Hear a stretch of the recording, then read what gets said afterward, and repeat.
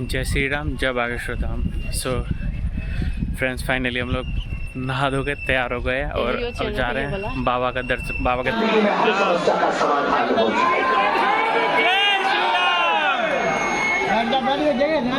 लेकिन तुम्हें मानना है नहीं तो बदमाश हो। तुम्हारी खोपड़ी भी बहुत खतरनाक है। हम तुम्हारी एक प्रश्न का उत्तर भी दे के जाओ, 2025 में तुम्हारी शादी हो जाएगी, तुम तुरंत पूछोगे किससे होगी। हम बता भी दे के जा, अमुक नाम की लड़की से शादी होगी, फिर भी बात बन जाए तो किसी दूसरे की अर्जी लगाए, तुम पूछोगे गुरु गुरु गुरु गोरी होगी कि काली। ये भी बता दे वो ऐसी होगी, अच्छी होगी, फिर तुम पूछोगे फिर कहाँ रहती है, गुण ठीक होंगे कि नहीं, मैरिज लाइफ चलेगी कि नहीं, फिर संतान, फिर मकान, फिर दुकान, पर्चा बढ़ा जाएंगे, पेन खत्म हो जाएगा तुम्हारे प्रश्नों के उत्तर। और तुम भी इतने बदमाश हो, तुम्हें ऐसा भगवान चाहिए कि मुंह में नारियल डाले, हाथ में फोड़ के निकाले। तुम ऐसे भगवान को चाहिए। हाँ। और क्षमा कीजिएगा, वो प्रश्न का उत्तर वाला भगवान तुम्हें जगह जगह नहीं मिलेगा, वो तुम्हारे मन में सन्यासी बाबा बन करके मिलेगा। वो केवल और केवल तुम्हारे भीतर मिलेगा। फिर तुम कहोगे गुरुजी तुम्हारे पास हम क्यों आए हो, हमारे पास तुम सिर्फ दिशा लेने आए हो। और तुम आए हो, हम तुम्हें ये दावे के साथ कहते हैं, आज जो जो खड़े हैं, अगर तुम मेरी बात को मानोगे तो मुस्कुराते रहोगे जिंदगी भर। आज के बाद अगर तुम बालाजी के हो गए तो तुम्हारी समस्या अब तुम्हारी नहीं है, आज के बाद तुम्हारी प्रत्येक समस्या हमारे सन्यासी बाबा की। चलना या न चलना तुम्हारे ऊपर, भटकना तुम्हारे ऊपर। भटकोगे तो भटकते रहोगे, अटकोगे तो बहुत कुछ पा जाओगे। और तुम परेशान इसलिए हो कि तुम करना कुछ नहीं चाहते हो, कृपा पूरी चाहते। इसलिए मेरे पागलों, ये बात तो मैं कोई और से नहीं बोल सकता, क्योंकि सबको डर है कई लोग हमें छोड़कर भाग ना जाए। और हमारा ये डर बिल्कुल भी नहीं है कि तुम हमें छोड़कर भाग जाओगे, हमें ये डर है कि तुम हमें चिपक न जाओ। और हम तुम्हारा पीछा नहीं छोड़ने वाले। तुम अगर चाहो कि हम पीछा छोड़ के चले जाएं, हम तुम्हारे घर पर संस्कार टीवी पे आ जाएंगे। तुम उसके बाद भी नहीं मानोगे, रात को मोबाइल चलाओगे, हम यूट्यूब में खोलाएंगे। अब तो एक चीज और हमने सीख ली है, इंस्टाग्राम पर तुम्हारी रील में हम प्रकट हो जाएंगे। जय श्री राम। तब भी तुम नहीं मानोगे और तुम सोचोगे पीछा छोड़ दिया, तुम्हारे शहर में हम कथा करने के बहाने आ जाएंगे। जय श्री राम। तब भी तुम नहीं मानोगे तो ये कोई बड़ी बात नहीं है हमारे गुरुजी के लिए, हम तुम्हारे सपने में आएंगे। तुम एक दिन कहोगे कि बाहर में गया, आप नहीं भटकना है, कहा जहाँ जाओ वहाँ ही आदमी मिलता है। पर हम पीछा नहीं छोड़ने वाले, तुम कितना भी छोड़ाओ, तुम में दम हो तो छोड़ाओ। और ये बात कोई नहीं बोल सकता, जिसमें दम होती है वो ललकार के बोलता है। याद रखना, सत्य का उपासक हमेशा तेज बोलता है। झूठ वाला भी कई बार तेज बोलता है, लेकिन उसकी बात फट जाती है, उसका गला बैठ जाता है। और सत्य का जो उपासक होता है वो ललकार करके बोलता है, उसका ना गला बैठता है, उसकी आंखें भी बोलती है कि मैं साचा आदमी। और याद रखना, दुनिया की कितनी भी ताकतें सत्य के पीछे लग जाए, झूठी हमेशा सत्य के सामने। और इसका प्रत्यक्ष प्रमाण बागेश्वर बालाजी का दरबार। अब तो उनको भी लगने लगा है जो दूसरे पंथ के लोग हैं, हमें भी लगने लगा कि कुछ दिनों बाद हमारे लोग भी हरी हरी बोलेंगे।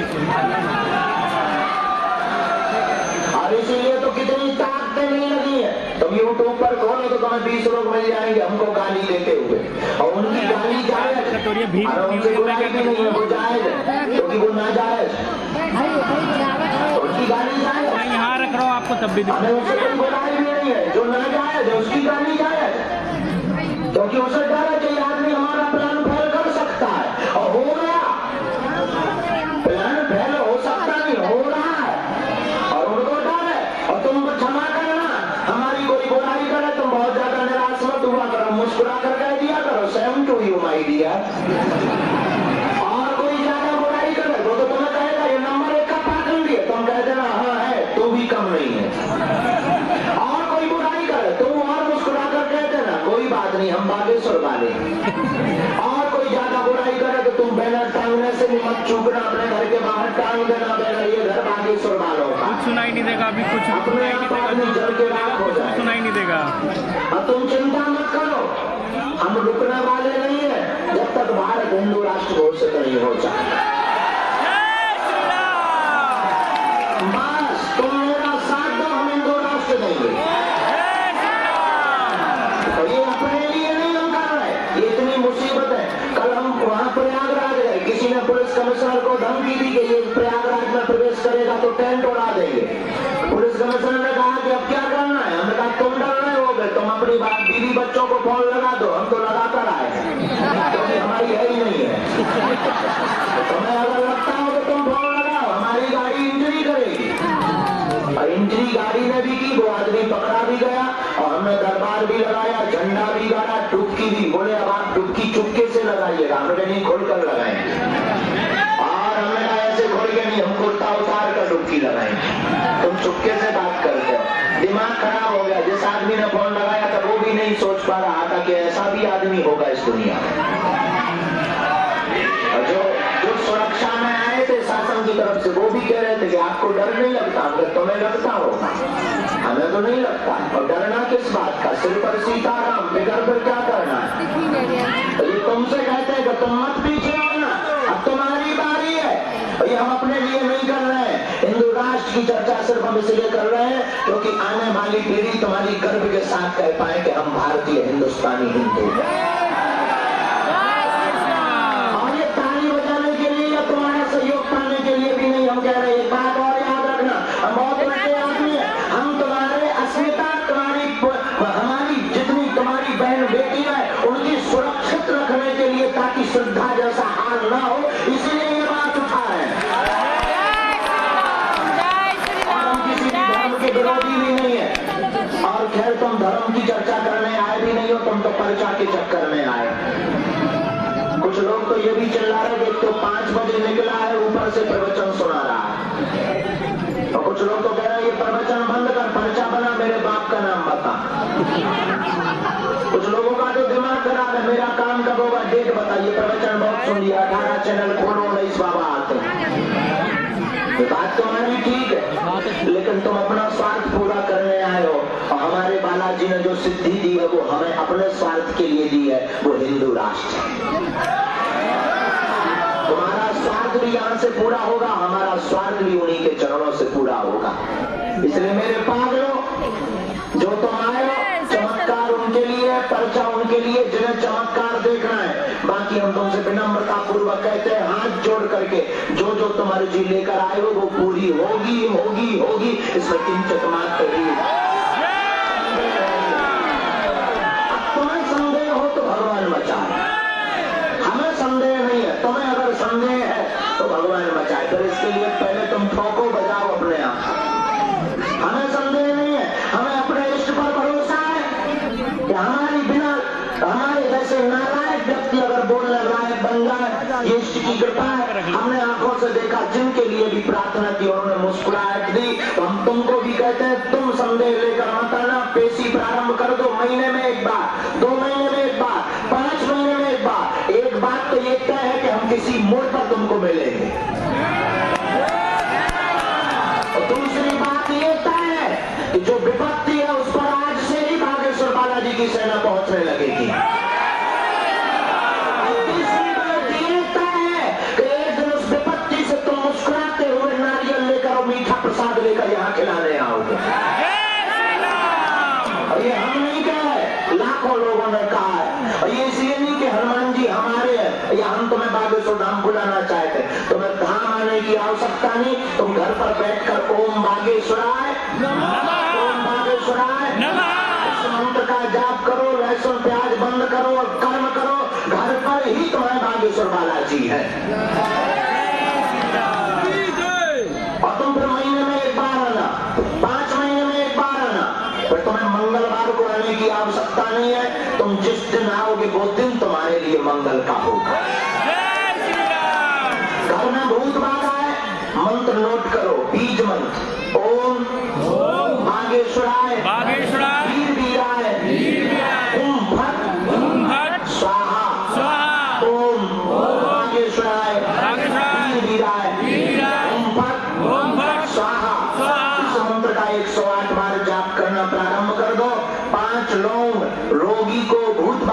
उन्हीं को बांधना प्रारंभ कर दो। जाओ, नकारात्मक ऊर्जा में आराम लगने लगेगा। आशीर्वाद।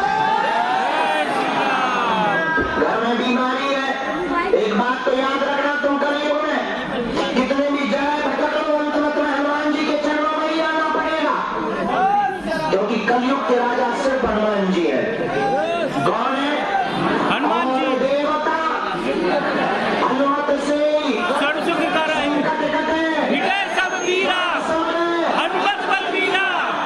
केवल एक हनुमान जी है जो तुम्हारे संकटों को मिटा सकते हैं। तुम्हें आना इन्हीं के पास पड़ेगा, और आना जब तुम्हें इन्हीं के पास है तो तुम कहाँ वृथा भटक रहे हो मेरे पागलों। याद रखना, जिसकी जो खोज होती है उसे वही दिखाई पड़ता। जिस दिन तुम व्रत रखोगे उस दिन तुमको जगह जगह रेस्टोरेंट दिखाई पड़ेंगे। जिस दिन तुम भूखे होगे तुम्हें जगह जगह होटल दिखाई पड़ेंगे। जिसके अंदर काम वासना रहती है उसे स्त्री और पुरुष ही दिखाई पड़ता है, लेकिन जिसके अंदर राम वासना रहती है, राम को पाने की चेतना रहती है, उसे हर जगह राम का भक्त दिखाई पड़ता है। अगर तुम्हारे अंदर बालाजी को देखने की या बालाजी को पाने की इच्छा जग जाएगी तो तुम्हें हर जगह बागेश्वर बालाजी दिखाई पड़ेंगे, हर जगह तुम्हें सन्यासी बाबा दिखाई पड़ेंगे। और जितने भी प्रश्न तुम्हारे मन में जागेंगे उन प्रश्नों का उत्तर अगर सन्यासी बाबा के तुम हो जाओगे तो तुम्हें 2 दिन के अंदर सन्यासी बाबा ही उत्तर दे करके जाएंगे स्वप्न में। और सन्यासी बाबा को जिन्होंने 300 साल तक तपस्या की, आज भी अदृश्य रूप में सन्यासी बाबा को हमें और तुम्हें दिखाई नहीं पड़ते, लेकिन उनको हम तुम जरूर दिखाई पड़ते हैं। इसलिए मेरे पागलों, पर्चा तो एक बहाना है, असलियत में तुम्हें बालाजी का बनाना है, लेकिन तुम्हें मानना नहीं है। तुम्हें फिर 1 घंटे बाद बोलोगे पर्चा कब बनेगा, क्योंकि बदमाश तुम नंबर 1 के हो और हम भी तुमसे ज्यादा बदमाश है, हम भी पर्चा ही बनाने वाले हैं। लेकिन कोई बात नहीं, फिर भी हम तुमसे कहते हैं तुम नारियल बांधो और एक बात बताओ, क्या तुम हर समस्या का समाधान पाना चाहते हो या एक समस्या का? क्या तुम चाहते हो मेरी प्रत्येक समस्या का समाधान हो? क्या तुम चाहते हो कि मैं अन्य जगह भटकूं ना? क्या तुम चाहते हो कि मुझे बालाजी की कृपा मिले? क्या तुम चाहते हो कि हनुमान जी मेरी अर्जी सुने? क्या तुम चाहते हो कि सन्यासी बाबा के दर्शन हो? यदि चाहते हो तो 2 शर्तें हैं हमारी। पहली शर्त, आज से हमारे चक्कर में पड़ना बंद कर दो। दूसरी शर्त, मंदिर चढ़ जाओ, जो विपत्ति हो, जो समस्या हो, जो बाधा हो, हाथ में नारियल लेना और बालाजी को और सन्यासी बाबा को देखकर कहना आज से तुम हमारे हो गए और हम तुम्हारे हो गए हैं। एक शर्त और है, और ये शर्त तुम्हारे जीवन में क्रांति लाएगी। अगर तुम थोड़े से भी बुद्धिमान होगे और बुद्धू होगे तो तुम्हें दुनिया की कोई भी ताकत या कोई भी मंत्र या कोई भी चमत्कार नहीं बचा सकता। और अगर तुम थोड़ा भी बुद्धिमान हो तो अंतिम शर्त तुम्हारे काम आएगी। आज के बाद या तो हनुमान जी को मानना छोड़ देना या आज के बाद हनुमान जी पर सब कुछ छोड़ देना। 2 में से एक करना। आज के बाद या तो तुम हनुमान जी को मानना छोड़ दो, सन्यासी बाबा को या गुरु जी को मानना छोड़ दो, या आज के बाद सब कुछ गुरु जी पर छोड़ दो। जब जो होगा वो तुम्हारे हित का होगा। अब लोग कहते हैं तुम्हें गुनिया, ओझा, तंत्र, अन्य दरबारों में, अन्य जगहों पर अपना शोषण करवाने की आवश्यकता नहीं पड़ेगी। तुम्हारी जिंदगी की प्रत्येक कमी बागेश्वर बालाजी के चरणों से ही पूर्ण हो जाएगी। और तुम बहुत विपत्ति में गिरे हो, हमें ये भी पता है, तुम हजारों रुपए खर्च करके अर्जी लेकर आए हो, किराया उधार उठाकर आए हो, और याद रखना तुम इतने ज्यादा प्रताड़ित होकर आए हो कि तुम्हारी दुनिया में बहुत हंसी उड़ा ली है। तुम्हें दुखों को इतना घेर रखा है, दुखों ने, विपत्ति ने, कि तुम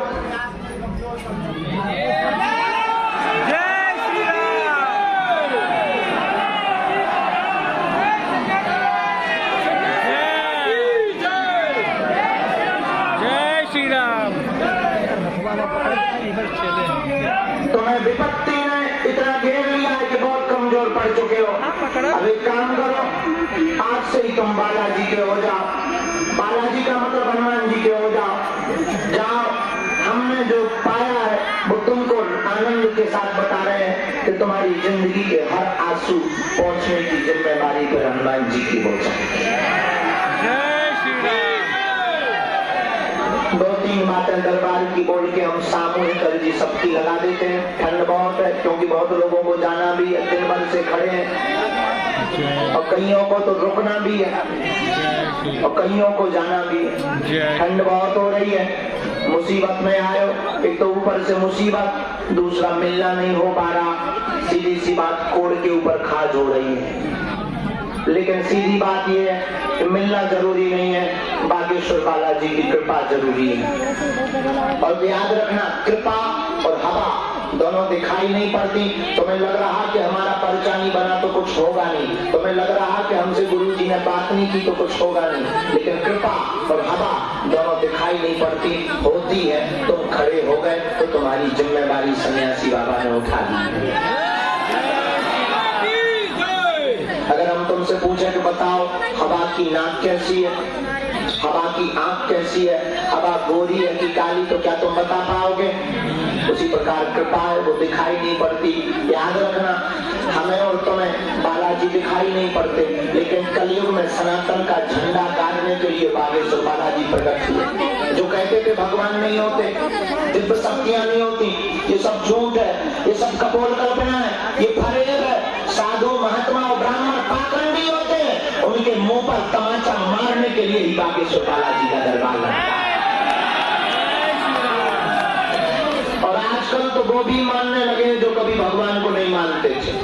वो भी आजकल बाहर जाकर जरूर विरोध करते हैं टीवी पर, और घर पर जाकर वो भी प्रार्थना करते कि हे भगवान, वैसे तो तुम हो नहीं, तो अगर हे बागेश्वर बालाजी तुम हो तो हमें छोड़ देना। ये सबका हाल है। और हम तुमसे कहते हैं कि तुम ओम बागेश्वराय नमः मंत्र का जाप करो, मुस्कुराते हुए जाओ, जाओ, तुम्हारी हर राय बड़ाई दूर हो जाए, ऐसा आशीर्वाद। 2-3 बातें दरबार की।